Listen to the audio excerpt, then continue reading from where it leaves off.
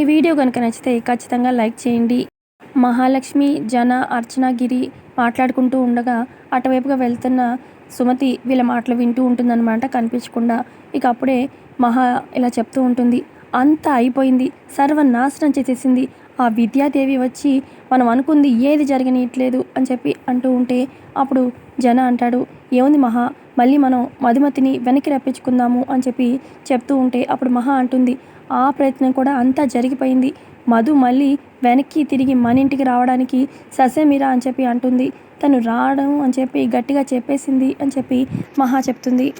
ఆ తర్వాత మహా ఇలా చెప్తూ ఉంటుంది, రామ్ నా మాట దాటి ఎక్కడికి వెళ్ళడు, రామ్కి నా మాట అంటే వేదవాకు అని చెప్పి అనగానే అప్పుడు అర్చన అంటుంది, కరెక్ట్ మహా, సీతతో పెళ్ళయ్యి ఇన్ని రోజులైంది, అసలు నువ్వు వద్దన్నావని నువ్వు ఆగమన్నావని ఇప్పుడు దాకా రామ్ తన ఫస్ట్ నైట్ చేసుకోలేదు.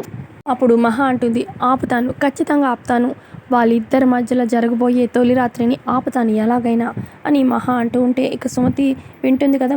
సుమతి ఏం ప్లాన్ చేసి రామ్ సీతని ఒక్కటే ఎలా చేస్తుందో చూడాలి.